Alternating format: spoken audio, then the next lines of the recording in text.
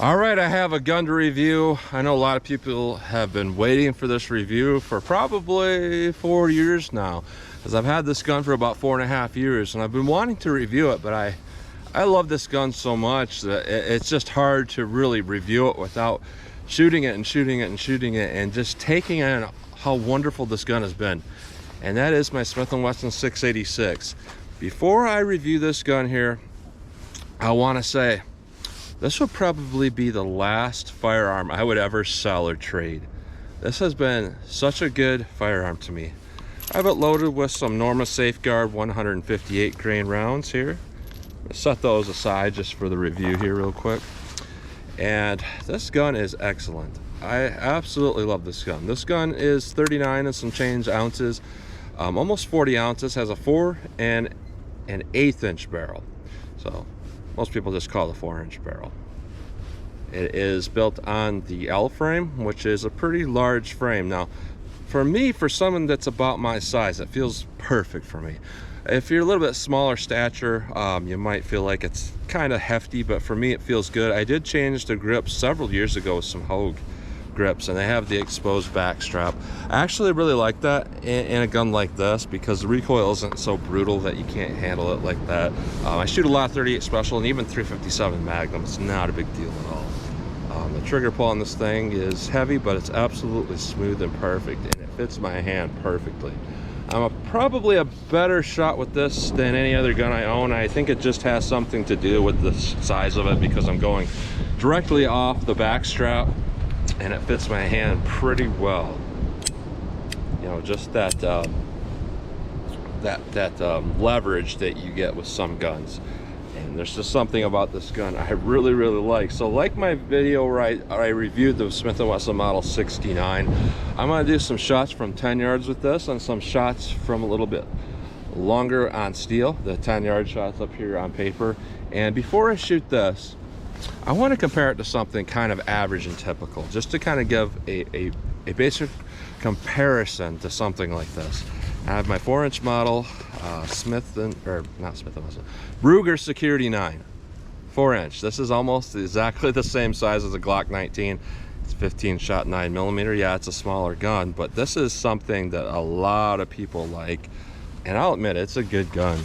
And not just this gun, but the genre where it's you know, you got the 4-inch barrel, it's kind of subcompact. So I got some full metal jackets in this. I got some Federal 124 grain American Eagles, I believe. So I'm gonna shoot on that bottom target from 10 yards with this, and then we'll try some 357 mag from 10 yards and see how they compare. So let's see what I can get with the Security 9.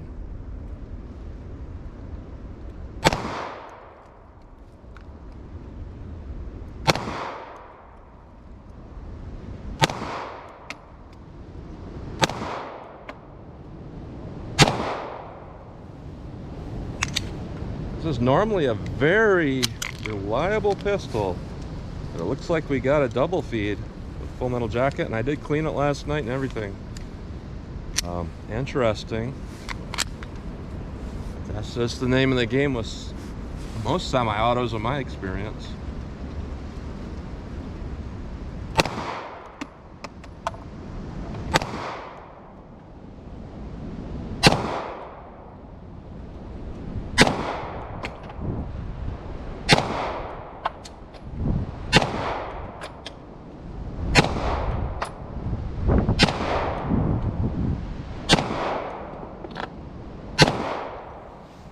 Interesting accuracy, hitting the top target, even though I'm aiming at the bottom target a few times there. So let's move on to the Smith & Wesson 686 here. I'm going to put these 158 grain Norma Safeguard rounds in here that I have. I just went through some of the random ammo I've tested over the past year or so, and just grabbed some random rounds. So I have absolutely no idea how these are going to shoot at 10 yards, but I'm going to do the top target.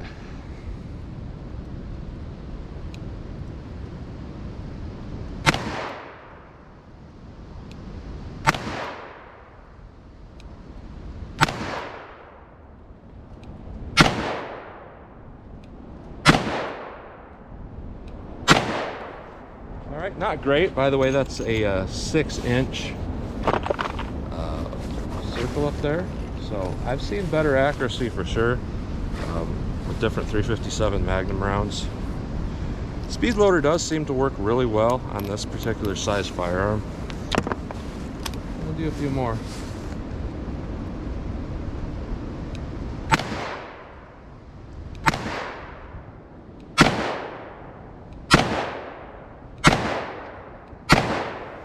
All right, not great accuracy. Let me try some different ammo. Maybe that will make it a little bit more accurate. It is very windy today, so if you can't hear me, I apologize. What I have now is, this is what I keep in it for home defense. Remington UMC 125 grain semi-jacketed hollow point. Let's see how these will do. 10 yards.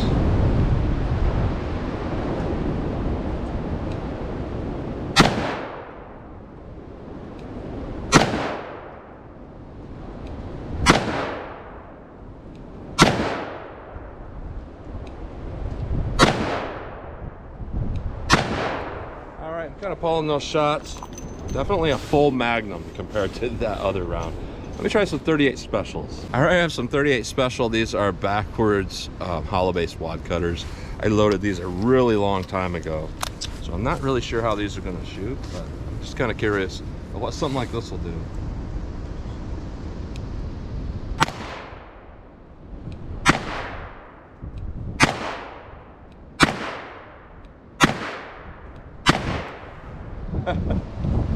Interesting. I'm gonna shoot from 25 yards with the 9mm and then some 357 mag and see how that will do. All right, 25 yards from the target. I have some Remington HTP 115 grain 9mm. Let's see how I can do it from 25 yards at my full size steel silhouette.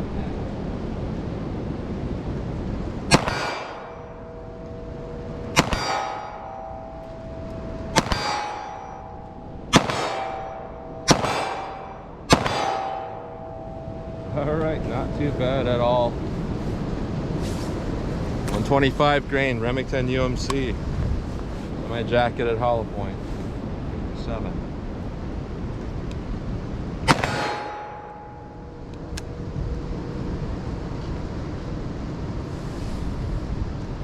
Wow, misfire on that round. Interesting, and you know, it's not my strain screw like my last video. I actually tightened this right before the video, so it's that ammo. I don't know what the deal is with that. Throw that aside. Keep going.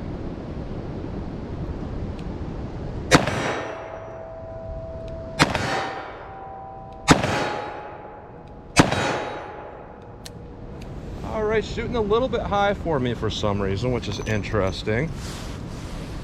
Let's back it up a little more. All right, 75 yards. I took some time to look at the sights in here, and it looks like for some reason that screw had come loose. It has not come loose in the past 4.5 years, just now. Which is perfect timing for when you're trying to do a review on something. But from 75 yards, I got some Aguila 115 grain jacketed soft point. Got a bunch of these. I'm gonna launch them off from 75 yards to see how it does for me.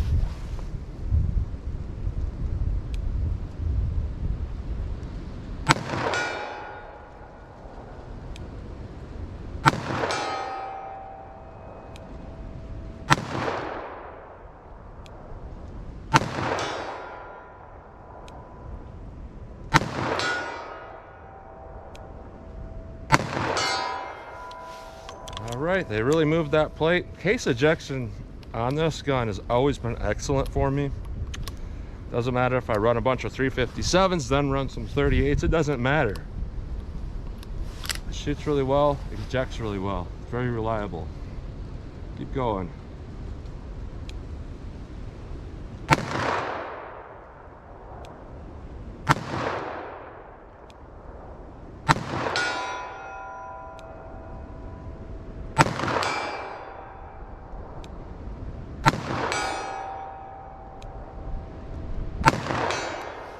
So at that distance, it is arcing them up just a tad.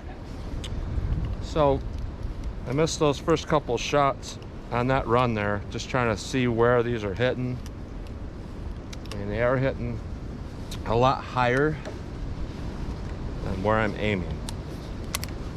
So I do about 3/4 of the way down that silhouette hold. Seems to do a little bit better.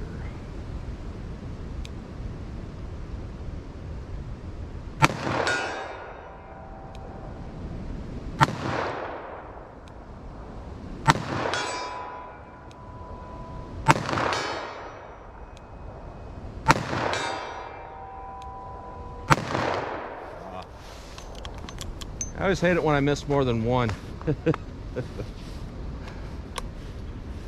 All right, let me run some single action. Normally I say I don't shoot very well in single action just because I'm used to that firm grasp I get when I'm holding it in double action, but I think I'll do all right. Totally pulled that shot, exactly what I was talking about. I don't have any press on that trigger as far as my mind goes. I did not press that trigger. I'll try to do better this time.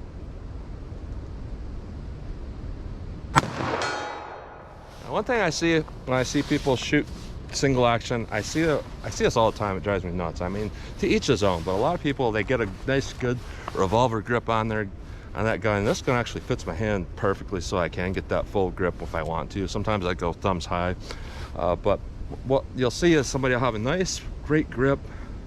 They'll bust it open, use that thumb, cock the hammer, re-grip it, shoot it, bust it open again, cock that hammer, re-grip it. That's where, you know, me, I like to have one hand on here, and this is kind of why I shoot semi-autos like this too, because I want that hand to stay in the same position for me, because I don't really like the thumbs forward on any gun, because you're kind of dependent on being able to make a shot in defense, and then if your thumb is like this, somebody could pull that gun out. You get it like this, it's not going anywhere. So I like to keep that grip like that, keep my grip. I'm just gonna drop this hammer just to show it. Keep my grip and then redo it with my sport thumb. So let's go back onto the shooting. See if I can do a little bit better here. Not negligent, not negligent discharge, but unintentional, because I'm firing intentionally.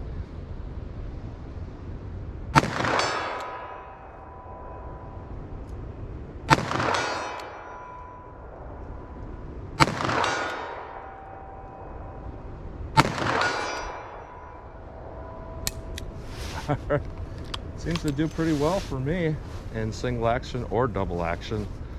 Sure is fun shooting from this distance. Let me fire a few more.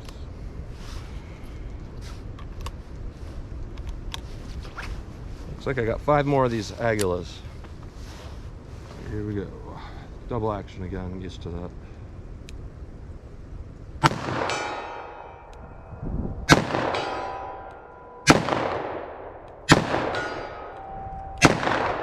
Pulled that last one trying to fire a little bit faster.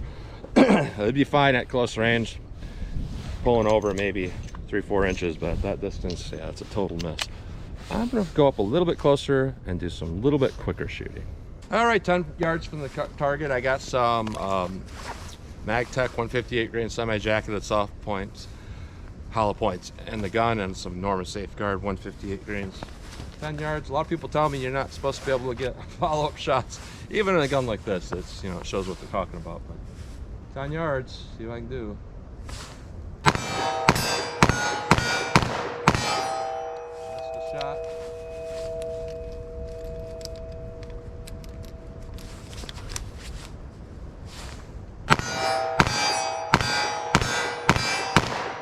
That's the shot again.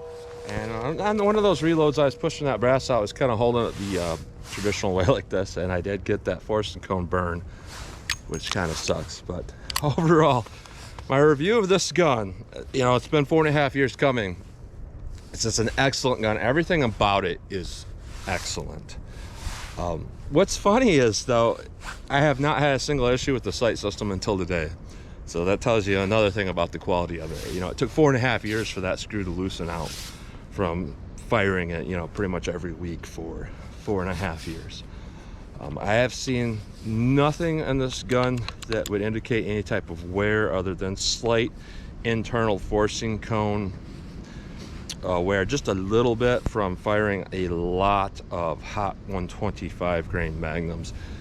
You know, my advice would be, if you want to fire a lot of 357 magnums, you should probably go with 158 grain, because you have a little bit more time where that seals the forcing cone and a little bit less powder.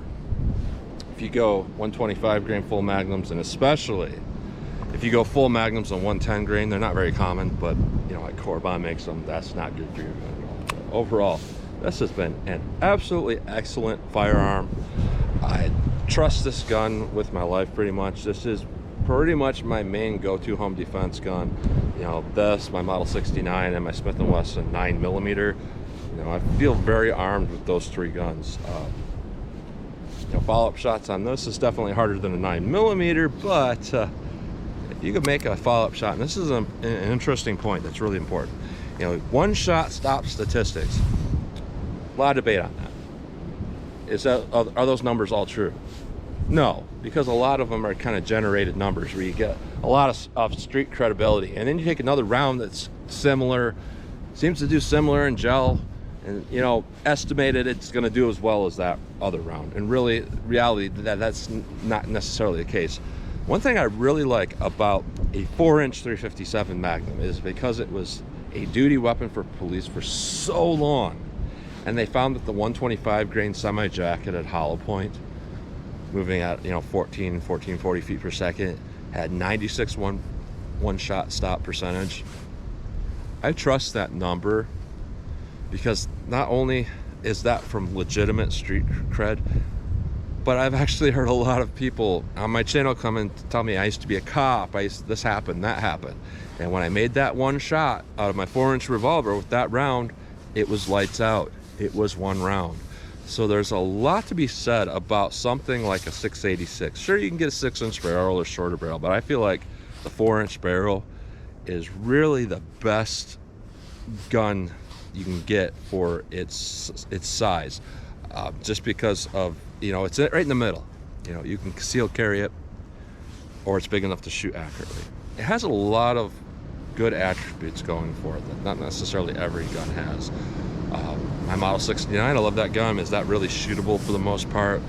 Not really, unless you use 44 Special, which are less effective than 357 Magnum. And this shoots easily with 357 Magnum. It's very effective. So that's what you get today. Model 686 review. I still think it's one of the best handguns that has ever been made, ever. So that's what you get. So as always, comment, share, and like, and thanks for watching.